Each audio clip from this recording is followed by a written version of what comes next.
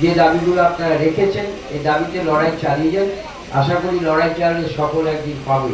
তো আমরাও আমাদের ব্যান্ডের কাটোয়া হাওড়া যে স্টেশনগুলোর এই লোকসভা কেন্দ্রের মধ্যে যেগুলো করে এই বিষয়ে ভারত সরকারের দৃষ্টি আকর্ষণ করার জন্য আমি আমাদের সাংসদ ডাক্তার শর্মিলা সরকারকে অনুরোধ জানিয়েছি।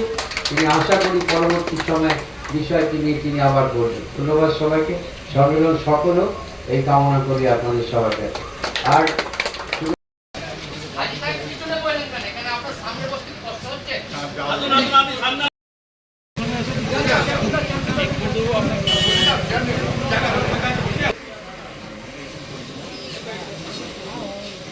আমরা কিছুক্ষণের মধ্যে আমাদের মূল অনুষ্ঠান শুরু করব। আমরা প্রত্যেকে আসন গ্রহণ করুন।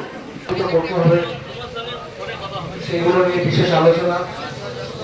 সমস্ত রেল ভ্রমণকারী যাত্রী এবং এলাকার সাধারণ মানুষের উপস্থিতি একান্ত কম আপনাদের গুরুত্বপূর্ণ মনোভাব পোষণ করবেন এবং আপনাদের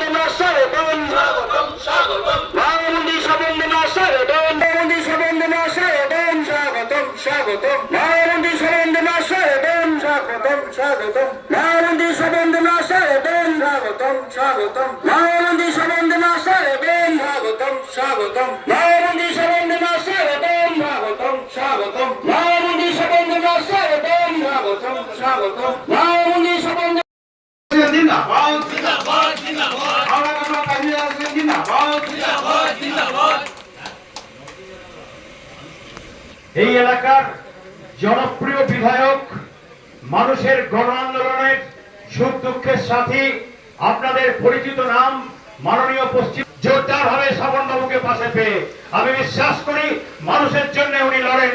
সেই লড়াইয়ে আমাদের কাটোয়া হাওড়া সুন্দরবন প্যাসেঞ্জার বঞ্চিত হবে না তাদের দাবি দাবা নিয়ে। আমি আমাদের সংগঠনের পক্ষ থেকে তাকে আন্তরিক কৃতজ্ঞতা ধন্যবাদ জানিয়ে আমি সভার সঞ্চালককে সভা পরিচালনা করার জন্য অনুরোধ করছি।